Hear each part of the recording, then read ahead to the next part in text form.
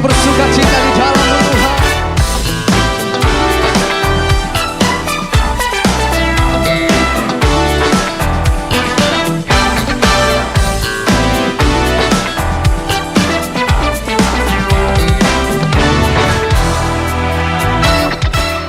Shalom jemaat Tuhan, apa kabarnya? Senang bisa menjumpai Anda kembali di small group kita pekan ini. Amin. Saya berdoa setiap Anda semua dalam keadaan sehat, dalam keadaan baik, dan tentunya Anda semua juga dalam berkat Tuhan yang luar biasa. Amin. Mari segera kita akan memulai small group kita di pekan ini. Mari kita bersatu hati, kita berdoa. Mari kita berdoa. Bapak, terima kasih buat kesempatan yang luar biasa. Kami boleh berkumpul bersama-sama di small group ini. Dan sebentar kami akan sama-sama mendengar pesan firman Tuhan bagi kami.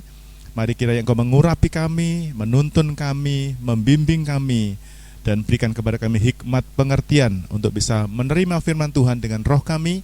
Dan tentunya kami boleh lakukan firman-Mu itu di kehidupan kami. Dalam nama Tuhan Yesus Kristus, kami minta anugerah-Mu untuk beracara di small group kami. Haleluya, sama-sama katakan amin. Puji nama Tuhan. Saudara yang kasih Tuhan, untuk tema small group kita di pekan ini adalah waktunya bersiap. Mari ucapkan sama-sama dengan suara keras 2, 3. Waktunya bersiap. Tentu Anda akan bertanya, kira-kira bersiap untuk apa nih ya? Oke, mari kita akan buka Alkitab kita sama-sama. Dari Matius pasal yang ke-24, kita akan membaca bersama-sama di ayat yang ketiga. Oke, Matius 24 ayat yang ketiga. Mari sama-sama kita membacanya. 2, 3. Ketika Yesus duduk di atas bukit Zaitun, datanglah murid-muridnya kepadanya untuk bercakap-cakap sendirian dengan dia. Kata mereka, katakanlah kepada kami, bila manakah itu akan terjadi, dan apakah tanda kedatanganmu dan tanda kesudahan dunia? Amin. Saudaraku, ayat yang kita baca tadi, ada sebuah pertanyaan, ada sebuah dialog yang dilakukan antara Tuhan Yesus dengan murid-muridnya. Dan dari ayat ini kita boleh melihat sebuah kebenaran Alkitab yang berkata untuk kita bahwa akan datang masanya, akan datang saatnya, di mana yang pertama, Tuhan Yesus akan datang menjemput orang percaya, dan kita akan pulang ke rumah Bapa di sorga. Ada masa di mana masa hidup di dunia ini akan berakhir. Ada masa di mana dunia, masa kerjanya bumi ini akan berakhir. Nah, untuk hal ini, pertanyaannya, apakah Anda sudah siap untuk menghadapi realita bahwa Tuhan akan datang, masa kerja kita di bumi akan berakhir, dan dunia ini juga akan hancur dan binasa? Mari saya akan bawa Anda untuk masuk dalam pertanyaan yang kedua. Mengapa kita harus bersiap? Kita akan baca Markus pasal yang ke-24 ayat 4 sampai dengan ayat yang ke-5. Sekali lagi bersama-sama kita membaca ya. 2, 3. Jawab Yesus kepada mereka, waspadalah supaya jangan ada orang yang menyesatkan kamu, sebab banyak orang akan datang dengan memakai namaku dan berkata, akulah Mesias, dan mereka akan menyesatkan banyak orang. Alasan mengapa kita harus bersiap? Yang pertama, karena ada bahaya yang menyesatkan banyak orang. Alkitab tadi berkata bahwa akan ada banyak orang yang berupaya untuk menyesatkan Anda dan saya dari iman Anda kepada Tuhan. Akan ada masanya banyak orang berupaya untuk menjauhkan saudara daripada Tuhan. Tidak tahu bagaimana caranya. Bisa juga dengan pengajaran-pengajaran yang salah. tetapi juga ada prinsip-prinsip yang membuat Anda, yang dulu Anda begitu getol, begitu sungguh-sungguh mencari Tuhan, lalu tiba-tiba Anda bertemu dengan seseorang, lalu pikiran Anda diubahkan, Anda mulai nggak suka lagi mencari Tuhan. Ini merupakan ada bahaya yang menyesatkan. Dan saya percaya juga penyesatan ini bisa terjadi bukan hanya sebuah pengajaran, tapi penyesatan itu bisa terjadi karena ada situasi tertentu, ada keadaan tertentu yang mengalihkan perhatian Anda dan perhatian saya daripada Tuhan. Bisa pekerjaan, bisa hobi, bisa hal-hal baru, ya, yang membuat Anda tidak lagi fokus kepada Tuhan. Amin. Nah, mengingat akan bahaya ini, saya ingin menyampaikan apa yang Tuhan taruh di hati saya. Ayo, inilah waktunya Anda bersiap. Ayo, inilah waktunya Anda untuk mulai menata hidup Anda kembali. Coba cek, apakah imanmu masih sama seperti yang dulu?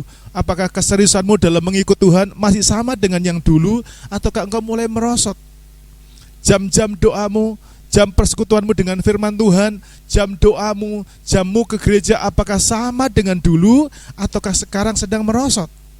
Saudara, ini penting untuk Anda dan saya periksa kembali dalam kehidupan Anda.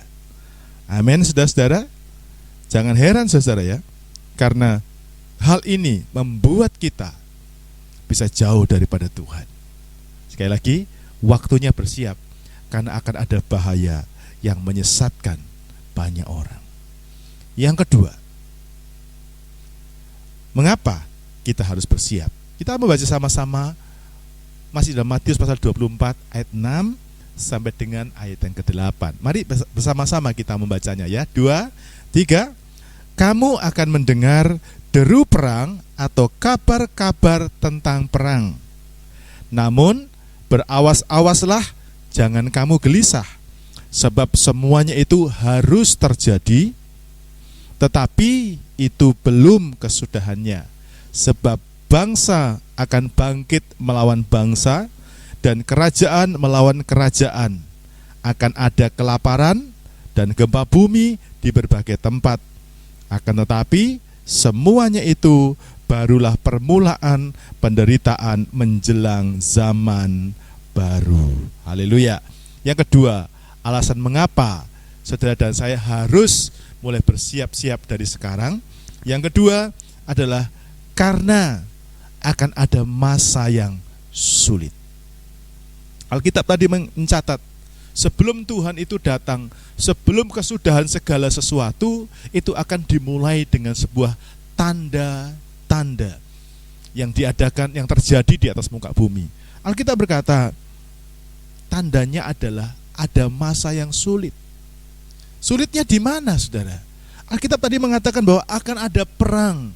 Anda akan mendengar deru perang di mana-mana. Beberapa waktu yang lalu, kita baru saja mendengar bagaimana perang antara Ukraina dengan Rusia. Baru satu bangsa bertempur dengan satu bangsa yang lain. Pertanyaan saya, sudah mulai terasa nggak sulitnya? Sulit. Pisang goreng yang dulunya 1.000 di dekat rumah, sekarang naik menjadi 1.200. Sulit apa tidak? Mungkin karena kita merasa hanya naik cuma 200 rupiah, tidak sulit. Tapi Anda pernah merasakan tidak? Berbarengan dengan itu terjadi pelonjakan atau kenaikan harga dari gandum, kenaikan harga minyak, berbagai macam situasi. Saudara, itu baru dua bangsa yang bertikai. Anda bisa membayangkan kalau terjadi deru perang di mana-mana perang. Bangsa ini dengan bangsa ini, bangsa itu dengan bangsa ini, mulai terjadi perang. Apa yang terjadi kira-kira? Makanya Alkitab tadi berkata ada kelaparan di mana-mana. Ya, perang itu membuat sebuah ancaman baru dalam kehidupan masyarakat. Orang mulai mengalami kesulitan dalam ekonomi. Ya. Karena satu bangsa itu memberi pengaruh kepada bangsa yang lain. Indonesia memberi dampak buat orang lain, bangsa lain juga memberi dampak buat bangsa kita. khususnya dalam hal ekonomi. Itu sebabnya situasi yang terjadi menjelang kedatangan Tuhan itu akan terasa menjadi sangat sulit bagi kita. Kenapa? Tentu saja kita menjadi sulit secara ekonomi. Kita juga merasa sulit karena nggak ada komunikasi. Ya, saudara nggak bisa bepergian. Beberapa orang Indonesia mungkin saat ini, saudara, mungkin ada keluarga saudara yang saat ini bekerja, sekolah atau kuliah di luar negeri. Ya, beberapa waktu yang lalu isi saya cerita, dia menemukan ada satu YouTube orang Jungkat yang tinggal di Cina Utara. Kok bisa ya saudara-saudara ya? Tapi ini yang realita. Karena masa itu, masa di mana semua orang bisa kemana-mana. Anda bisa bayangkan misalnya terjadi sebuah peperangan antara China dengan Amerika, Cina dengan mana. Saudara-saudaramu yang ada di Cina nggak bisa pulang, Anda nggak bisa dengar kabarnya. Sulit sekali. Karena komunikasi terputus, ekonomi menjadi berantakan. Ya, bahkan mungkin keadaan kita nggak bisa maju, kita mungkin bisa merosot kembali, saudaraku. Nah, coba lihat ayat selanjutnya, dampak daripada masa yang sulit ini. Ayat 9 dan 10. Matius pasal 24 ayat 9 dan 10 kita baca lagi. 2, 3. Pada waktu itu kamu akan diserahkan supaya disiksa, dan kamu akan dibunuh, dan akan dibenci semua bangsa oleh karena namaku. Dan banyak orang akan murtad, dan mereka akan saling menyerahkan dan saling membenci. Saudara, masa sulit itu biasanya membuat seseorang mau melakukan apa saja. Di awal Indonesia mengalami lockdown, ada ketakutan yang begitu rupa. Orang sulit makan, orang bisa mencuri. Orang sulit dalam keuangan, orang bisa merampok. Orang bisa nekat. Ini yang terjadi ketika kesulitan terjadi. Tapi Alkitab bukan cuma bicara mencuri dan merampok. Orang yang berada di tengah kesulitan itu dia bahkan biasanya rela meninggalkan imannya. Beberapa anak gadis lama nggak dapat jodoh, jodohnya sulit, lalu dipinang oleh seseorang, entah apa agamanya, entah apa imannya, rela. Kenapa? Sulit, Pak. Cari yang seiman nggak ada yang mau, Pak. Ya sudah, mumpung ada yang mau, Pak, daripada nanti nggak laku. Saudaraku, dengarkan ini. Inilah masa yang sulit dalam kehidupan seseorang. Anda mesti dengar ini dan renungkan ini baik-baik. Kadang-kadang kesulitan itu bisa membuat seseorang rela untuk melakukan apapun. Dan masa yang sulit ini sedang ada di depan mata kita. Oleh karena itu, firman Tuhan menyampaikan satu pesan yang penting buat kita. Jaga imanmu. Bersiaplah sekarang. Hiduplah sungguh-sungguh. Karena keadaan ke depan semakin sulit. Ayo balik lagi baca firman. Ayo balik lagi masuk dalam mesbah doa. Penyembahanmu itu membuat engkau semakin kuat di dalam Tuhan. Latih daging ini, saudaraku, untuk berlutut. Latih daging saudara ini untuk ditaklukkan. Kalau di perjanjian lama, orang memberikan korban itu dengan potong lembu. Tapi di perjanjian baru ini Anda tidak perlu potong lembu. Yang dipotong adalah kenyamananmu. Ya, Anda kalau berjam-jam nonton, berjam-jam dengan teman, berjam-jam dengan handphone, Anda bisa tahan. Karena dagingmu suka. Tapi ketika engkau ada di mesbah doa, dagingmu itu mulai diremukkan, engkau dipotong, ya. Supaya apa? Supaya kau bisa mempersembahkan persembahan yang hidup. Roma 12 berkata, persembahkanlah tubuhmu. Kapan sudah mempersembahkan tubuh? Waktu engkau berlutut, waktu engkau berdoa. Saya tahu kalau orang berdoa itu kaki ini bisa kram, capek, pinggang itu mungkin bisa tidak nyaman. Tapi Anda dan saya harus melatih. Saya ingat di awal-awal perjalanan iman saya, mentor saya berkata, Kalau doa, jangan sandar. Sakiti tubuhmu. Karena itu persembahan yang kudus.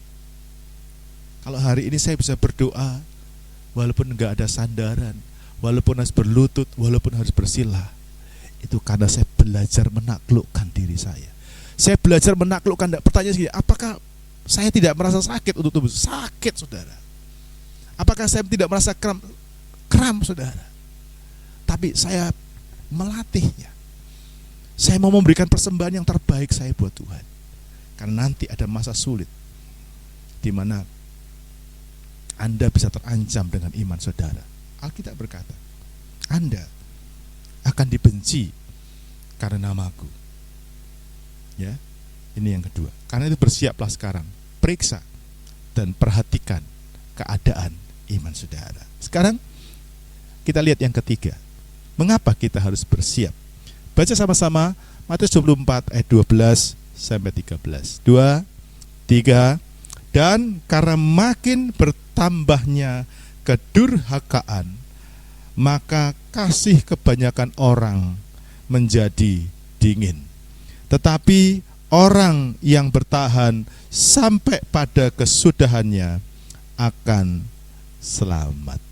Sekarang yang ketiga, alasan mengapa kita harus bersiap. Yang ketiga, karena kedurhakaan makin bertambah.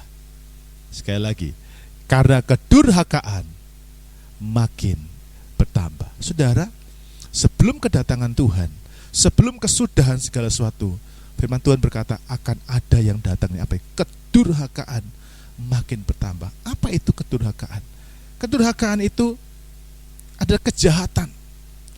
Orang mulai menjadi jahat, dan jahatnya ini bukan jahat yang biasa-biasa. Ya, ini jahat makin bertambah, orang makin bertambah jahat. Dikatakan tadi, kasih kebanyakan orang mulai dingin. Orang sudah dingin, kasihnya mulai dingin, saudaraku. Anda bisa bayangkan itu. Ya. Orang tidak peduli dengan sesama. Enggak peduli. Bahkan sama saudaranya sendiri. Satu saat saudara akan ketemu dengan teman, dengan sahabat yang pernah Anda tolong. Dan ketika ketemu dengan Anda, mereka enggak lihat Anda lagi. Kenapa? Kejahatan, kedurhakaan itu bertambah. Itu sebabnya kita harus mulai ambil keputusan hari ini. Ayo periksa keadaan rohani kita. Inilah waktunya kita bersiap untuk sungguh-sungguh kita mencari Tuhan. Dan saya berkata, inilah waktu atau masa penampian itu. Ya, kalau dari pertama tadi kita sudah mulai melihat sulitnya kehidupan, sulitnya keadaan dunia ini. Yang terakhir kita lihat betapa sulitnya karena kejahatan mulai terjadi di mana-mana. Tetapi Alkitab berkata, siapa yang bertahan hingga kesudahannya, dia akan selamat. Ini yang firman Tuhan katakan, banyak yang dipanggil, tetapi sedikit yang dipilih. Ini masa penampian. Ya, Anda sedang ditampi, Anda sedang disaring. Ya, iman kita sedang disaring. Apakah iman kita betul-betul tetap kepada Tuhan? Ya, atau tidak? Sebab itu, ya, ketika kita ada di hari ini, Tuhan bagikan ini buat kita lewat small group ini. Inilah waktunya kita bersiap. Siapkan hati saudara. Hari-hari ini makin giatlah di dalam Tuhan. Bangun persekutuan doa, bangun penyembahanmu. Jangan lupa untuk membaca firman Tuhan setiap hari, supaya engkau siap sedia bertemu muka dengan Tuhan. Amin. Mari kita akan bersatu hati, kita berdoa. Bapak, terima kasih buat pelajaran hari ini. Hamba-Mu sudah sampaikan, dan biar Engkau mengurapi setiap kami diberi pengertian lebih dalam, lebih lanjut untuk bisa memahami maksud dari firman-Mu. Berkati sharing kami sebentar, biar sharing kami jadi berkat buat semuanya. Dalam nama Tuhan Yesus kami berdoa, haleluya, amin. Puji Tuhan, saatnya kita ada di bagian sharing. untuk panduan sharing kita yang pertama, apa berkat yang saudara sudah dapatkan dari materi pelajaran kita hari ini. Dan yang kedua, tuliskan komitmen Anda. Setelah saudara tahu, apa yang akan Anda lakukan supaya menunjang kesiapan saudara menyambut kedatangan Tuhan yang kedua kali. Selamat menikmati small group yang luar biasa. Sampai jumpa minggu depan. Tuhan Yesus. Cinta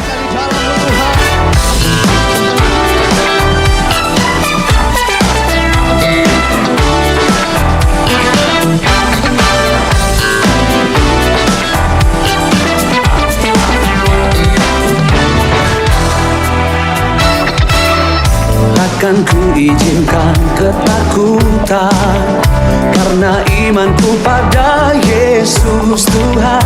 Tak ada alasan tawar hati, karena Yesus ada di sini.